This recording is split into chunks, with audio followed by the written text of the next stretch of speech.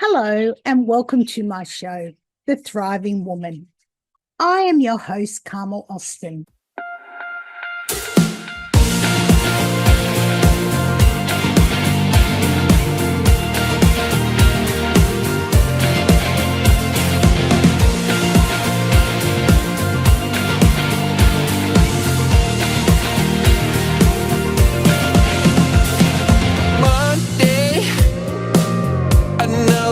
I can't believe I'm counting down the minutes till it's Tuesday.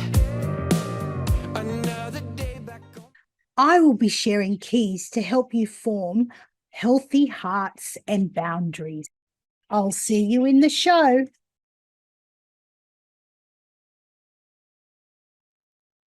Hello, it's Carmel Austin here with another episode of The Thriving Woman. I'm just so thrilled that we are in season 3 and we are talking about the Proverbs 31 woman. We are talking about your kingdom authority and your health and all the things that come with that. And not only are we doing that, I have special co-hosts and guests that are coming onto my show that are from around the world. And today I have my beautiful friend ShonaRobyn with me. And Shona and I have known each other for more than 3 decades. We used to fellowship together in my church, my local church here in Nowra.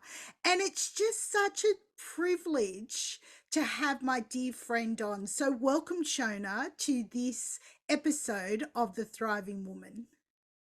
Thank you. I'm over the moon that we have reconnected. And, when I think of not just the church, but those women's conferences, it was a wonderful time in my life and an amazing time in my life. Yes, thank you. So I'm delighted to be here. Thank you so much. Absolutely. Those women's conferences, didn't we just grow and have Yep. so much fun together? Yep. And Lindley and Fran and Yep.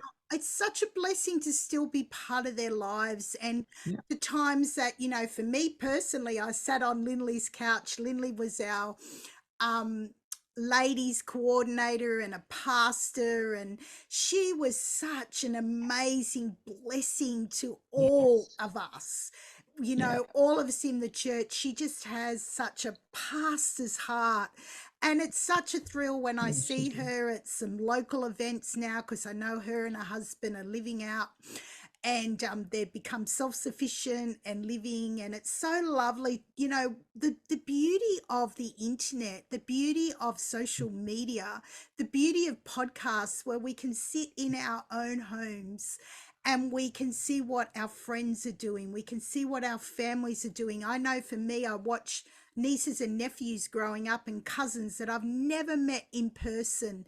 And how blessed are we that we live in this age where, we have that technology. And what's really lovely as well, folks, is Shona came down to Nowra a few weeks ago and we got to meet and have a cuppa together and chat, and she came to my home. So, I'm just so thrilled that God has brought her on this journey with me. Not only is Shona going to be doing co-hosting podcasts with me, and we're going to be bringing on some other people as we do the shows, and we're going to be interviewing some people together. She is going to be writing her story in my next book, Courageous Voices Unlocked. And if you haven't tuned in before, this is my first book I ever produced myself. I have 14 authors from around the world who share their stories of moving from, that place of brokenness and what art and being creative did for them. And then the next book, which is really like the sequel, is called Courageous Voices Unlocked. And Shona's going to be sharing her story in that.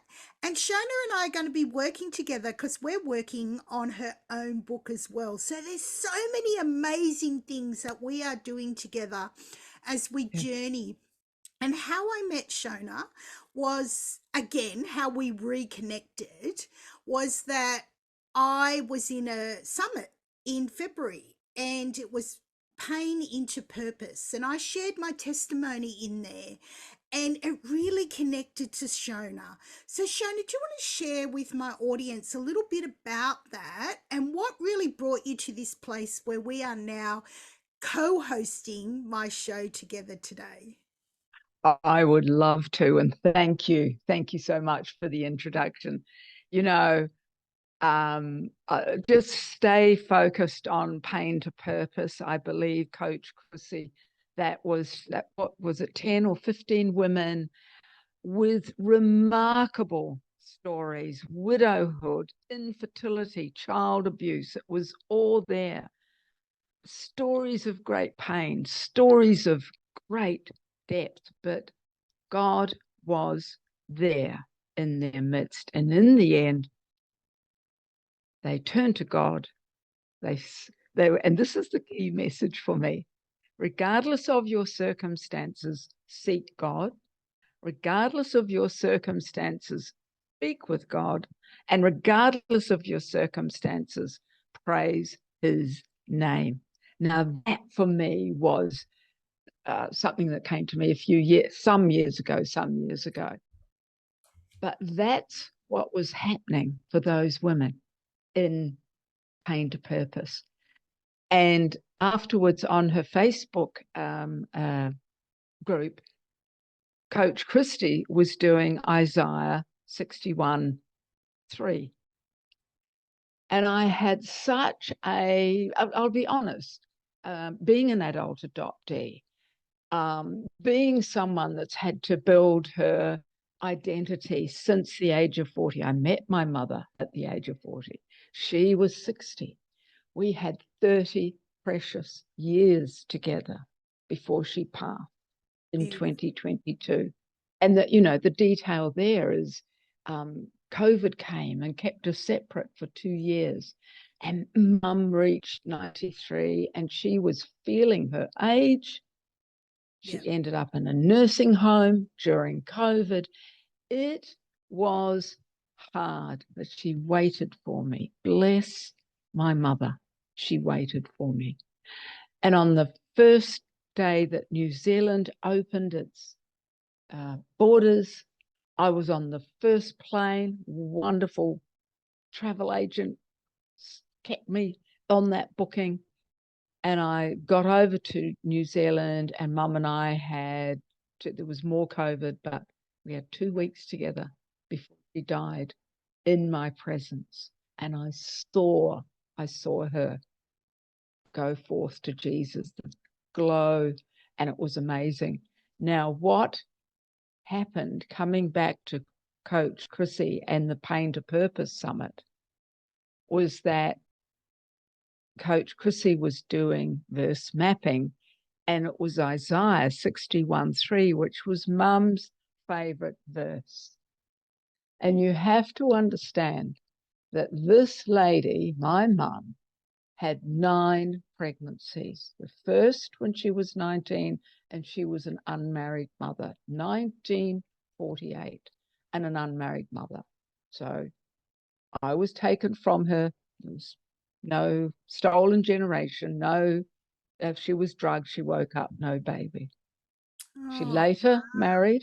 Yeah. mm, Oh, yeah. There was no very questions asked. You were just heartbreaking. taken from the womb, me straight to the cot, which Wow. doesn't do any good and was a failure to thrive. Yeah. And she was just in the maternity ward with the other mothers, married mothers with their babies, and sent home in great shame. Harsh. So then she later marries, and there's what's it called? Rhesus factor. So the first 2 pregnancies are okay, and there were 4 miscarriages. Oh, And that really, when very and the heartbreaking. depression, Mm, she suicidality, thinking, she yeah. came through all of that. And then there were 2 pregnancies with healthy children. So she ended up with 4 miscarriages and 9 pregnancies. So in keeping keeping in touch with God, which is, I think, the only way I can describe the way, despite she did that, regardless of her circumstances, seek God. Yeah. Regardless of circumstances, speak with him and praise him. And her favorite verse, and I've got it written here, was Isaiah 61:3, to bestow on them a crown of beauty instead of ashes, the oil of joy instead of mourning, and a garment of praise instead of a spirit of despair. And Chrissy's Bible mapping, verse mapping, triggered something. It was like, oh, that was Mum's favorite verse. That meant everything to her. So she went on, when she handed her depression and response to God, and I was a secret. No one knew that pregnancy had happened, and the family who did know never mentioned it again. Never mentioned it again. Being a birth mother, my heart breaks for them. It's a harsh, it's a lonely, Very harsh lonely journey with a dark secret, Yes, which does have to be resolved. So bless her, New Zealand changed, and I took a while, So 1984, New Zealand changed the laws, did they? to allow, sorry, I should have said that more clearly, that was closed adoption. You were not allowed to go seeking each other. That Australia was like that for a long law. time as well. Yeah. Yeah. And yeah. And so New Zealand had to change its law in 1988 because they have 88,000 adoptions in a population of 4.5 million. And brothers, that is correct. If you were an unmarried mother, that baby was taken from you all the way through the 60s and the 70s. And finally, the unmarried mothers started to take a stand and not allow their baby. But it took until that time. And so with the change of law, I went seeking. I had 2 children, and I made the connection that I couldn't leave them not knowing who they are. And, there's a language that goes with being in adoption. And I'll come to that in a moment. There's the primal wound, the heartbreak of being separated. Primal wound, heartbreak for the mother whose child is taken from her. But the baby got to understand that there's a consequence absolutely. of taking a baby straight from the womb to a cot. Yeah, devastating. Yeah. There's genealogical bewilderment, which is growing up not having any idea who you are. There's no replacing the biological roots and DNA and mirroring and whatnot. I didn't even see that my daughter and I looked alike till she was 18 and she pointed it out, because I didn't see anything in the mirror. I have terrible facial recognition issues because nothing happened in the first 3 months when that should have all been triggered. So there's consequences. And then when there's the coming together, there's a thing called reunion trauma, because the gut-wrenching grief of separation collides with the joy of reunion. Yes. And it takes weeks and months to recover. Yes. And so, yeah. So, mum and I, let's just be grounded on that. The best thing I ever did was reach out to meet her. I had to wait a few months because she hadn't told anyone. She hadn't told her children. So she actually needed to go around from house to house to say that this eldest daughter was coming in. Yep. The eldest daughter, who thought she was the eldest daughter, was no longer going to be the eldest daughter. Wow. You get all sorts of responses. There's children, adult children, that reject their mother. Yes. Yeah. But our reunion was God sent, God gifted, and just the most wonderful experience. And I was blessed. She came to us first. And that was good because it's so tumultuous and emotionally tumultuous. Great word. It's not, it's devastating because the grief's so Yes. profound. And, the fact that she was brave enough to talk about Yes. that. My mum's dear friend, who was 95 when she passed away, just a few weeks before my dad in 2022, Mm. shared that similar story with me about herself, that she had had a child out of wedlock. Mm. And it had only been in the last few years that they had reconnected. And Right. so she had walked through that journey, Yeah. and she met him, and and she had one other son who him and I were in kindergarten together, and she was my mum's lifetime friend from church. Yeah. And so I miss her dearly because, Gwen was so beautiful, but I remember her sharing this story with me. She Mm. walked through the same thing Yeah. when she was a very young woman and had a baby, Yeah. and he was taken from her. And Yeah. then to get to Yeah. in his 60s, 70s, 80s to Mm. meet him. Yeah. So when you talk about that, and I think about your mum was 60 and you were 40, Mm. like, what a joy. To Mm. all those years her heart would ache like your heart. I Mm. have a dear Mm. friend who, she Mm. had adopted a child out at 14 and was convinced that that's what she had Yes. to do.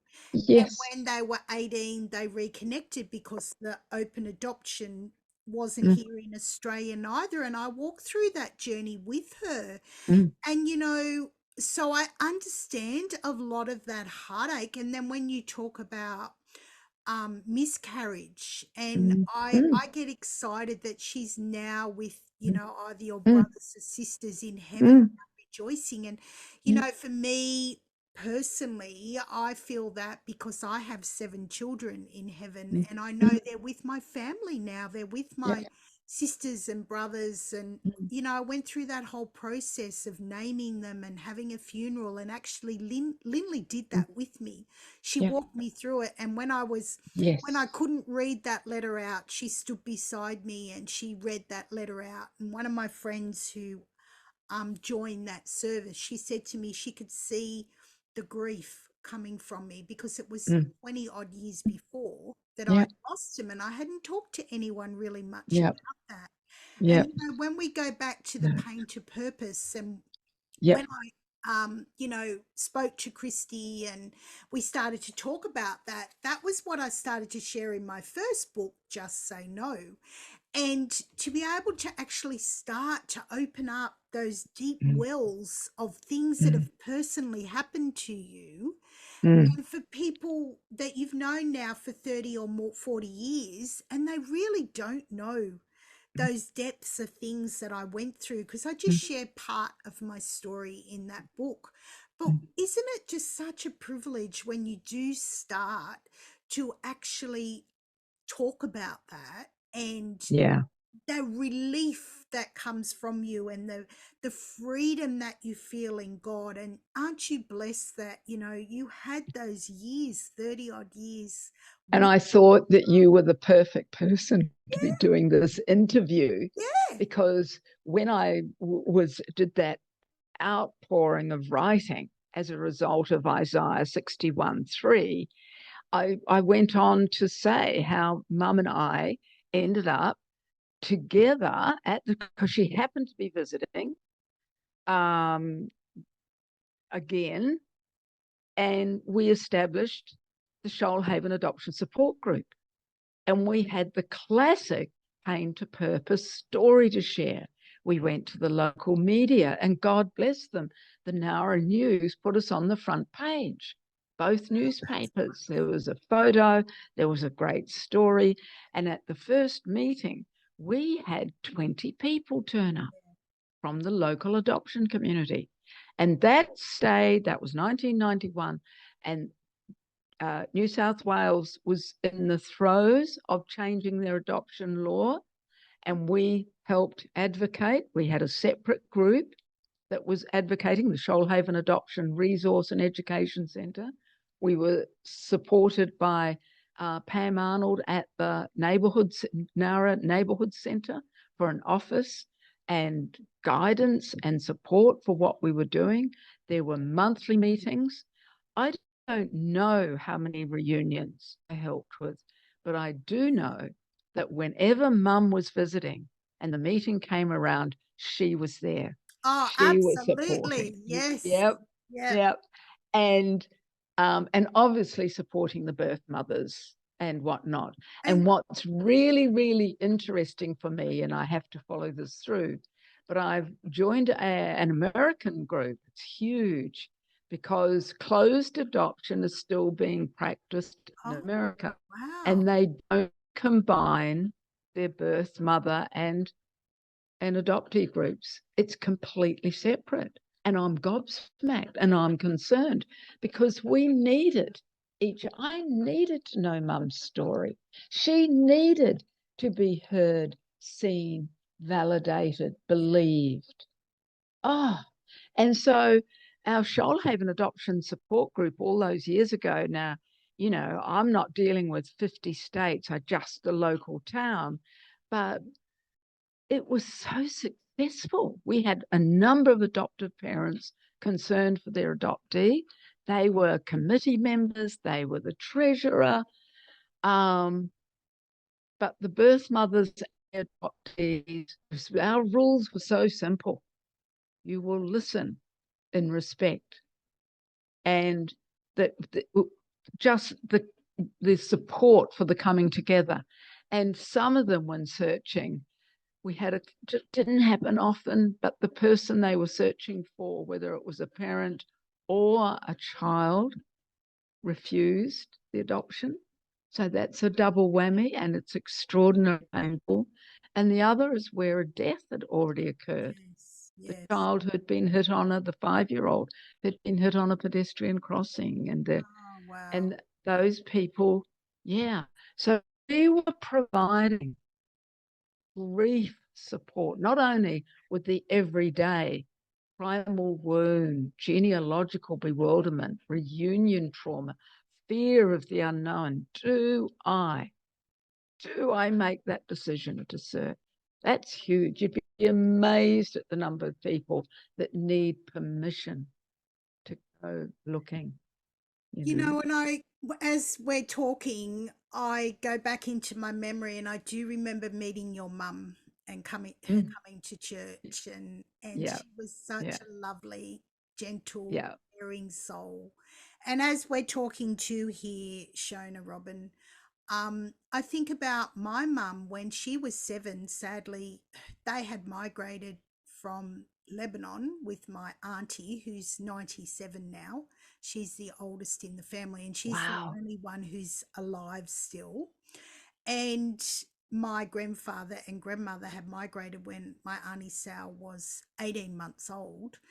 And then they established themselves and went on to have my mum and then my auntie Beb and my uncle Tony. But when my grandmother was having her 5th baby, sadly her and the baby passed away. Yeah. And then my mum Very. got put in a convent and she got dispersed and she wasn't allowed to even speak with her siblings, and she'd come from a loving environment, a loving mother. And we all have stories to share about abuse that's happened Mm. within, the church or the communities, where people Yeah. thought that if they didn't behave that way, Mm. that it would be wrong and it would be Yeah. against God's laws. But God is not like that. Yes. And Yeah. I was only sharing with someone briefly about this recently, I think even just this week, about how my mother respected the church. She loved the church. She served the church. She would look after all of us kids because I was 8 children and mum lost 2 Mm. children that were young. And Mm. I was number 8 born. But my mum would go to the school. She would clean the church. She would clean the presbytery. She cooked meals, and she believed that you would give back. She did scripture for 40 years in the schools, And, Absolutely. I'm so blessed to have that heritage. Mm, But then as my mum aged, she was confronting all of those things as a little girl mm, that she was not able to deal with. yeah. So, we all have trauma, don't we? Yeah.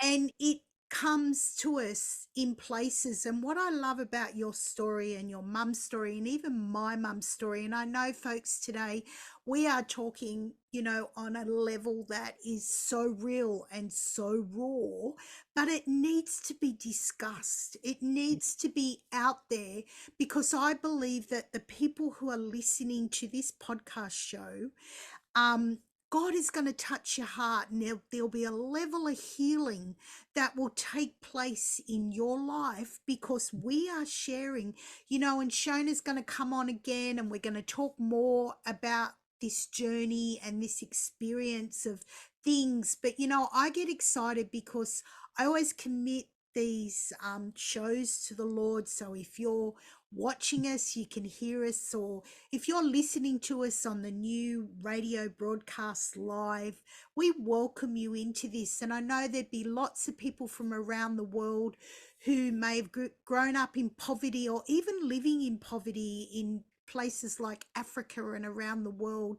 And we want to know that, we want you to know that there's a God of love, that whatever circumstances you are born in, or you may have been adopted or raised by other family members or put into a convent like my mum, there's always hope in a loving God who's there for you. And if you're willing, he will walk that road with you. And that's what I'm excited about doing this with my dear friend ShonaRobyn. Mm. You know, this is just the start of her sharing a little bit of that journey of how God has reconnected us together. And as we do more podcast shows together, we're going to reveal a little bit more of that journey. And she's going to share her story in our book, Courageous Voices Unlocked. And I'm still taking places for that. So if you would like to share your story, there will be things in the link under offerings for you to join us. And as we're just wrapping up, because we don't want the show to go for too long, because we know people are busy, Shona, would you like to just share something, a key for the audience that they can take away and be excited about the next time we meet, and chat more about your story and the amazing things God is doing in? I think I've got the perfect closing. Well, sorry. Um, I When Mum passed, I inherited one of her Bibles, and she, in her handwriting, my lovely Beryl Rayner, on the front page, she has a prayer here that just so fits for her and for the Pain to Purpose summits, which I know are going to come back. But this prayer, listen to this: there is nothing, no circumstance, no trouble, no testing that can even touch me until, first of all, it has gone past God and past Christ right through me. If it has come that far, it has come with a great purpose, which I may not understand at the moment, but as I refuse to become panicky, as I lift my eyes up to him and accept it as coming from the throne of God for some great purpose of blessing to my own heart, no sorrow will ever disturb me, no trial will ever disarm me, no circumstance will cause me to fret, for I shall rest in the joy of what my Lord is. Oh, that Isn't is that just beautiful, Shona. beautiful? And you know what, folks? I'll be having Christy coming on as well, who did the Pain to Purpose Summit, and we'll be talking about her journey from pain into purpose. So, as I sit here, I'm in awe of the things that God brings up, and I'm Amen. in awe of the relationships. For me personally, it's like God has just been circling back with people that I've known 30 plus years ago from my local church, which I still go to. And I'm so blessed to be part of that community. And I still live in the area. And, you know, I have those long term friends and then the new ones along the way. But I look at that broken girl who came into the church with hopes and dreams and walked through many years of despair to then be a speaker with pain to purpose and share my testimony about the goodness of God and what he has done in my life in the last 30 years. And I know for me, all the women that I've taken into my home, like Shona has, and helped them along the way. And it's such a privilege to meet with my friend here and have this where we're talking about these heart changing issues, that as we keep our hearts open to God, and we might go through some difficult things, but when we come back around and say, but God, you're a loving God, you care for us, that, you know, okay, I'm going to go the next step. Help me with that. Help me through this journey of pain into purpose. And for me, folks, you know, my podcast show started out of my first book, Just Say No. And, you know, I'm so thrilled that I'm in season 3, and I really took time to seek God about what season 3 was going to be about, and about the Proverbs 31 woman and who we are as God's children. And that, you know, I wear my pearls because we are his pearls, and that, you know, we're his cherished children and he loves us so much. So, you know, folks, there's lots of things that are on offer at Carmel's Garden. So if you want to connect with me, I have a quiz as well. You know, one of my mottos is helping you rewrite your inner story with empowered change without the guilt and shame. So I have a quiz, I have some free ebooks, I have lots of things to give to you for you to connect with me as your wholeness coach. I have some other exciting things as well, that if you want to make some residual income that I'm just starting out too, you can connect with me with that. Or you want to write your story in my book, or if you want to write your own personal story, like Shona and I are on that journey, I would love to connect with you. I have a course as well where we walk you step by step through writing your story, birth your book from dream to reality. So when I took that risk on myself 2.5, 3 years ago and stepped up to be the coach that God wanted me to be, and realized I'm a wholeness coach, and I've been working step by step towards that. I am so blessed to have all these amazing people that God is bringing beside me and collaborating with me. So thank you again, Shona, for this interview and starting to share your heart on the journey that God is taking us on. I am so thrilled that we have reconnected, not just as sisters in Christ, but as we're journeying together, sharing your story. And I'm feeling very blessed. yes, thank you so much. And I'm excited, folks, that, you know, there's going to be many times that Shona will come on and we will share more of her story that will touch your heart. So for now, I'm going to say I'll see you in another episode of The Thriving Woman. God bless for now.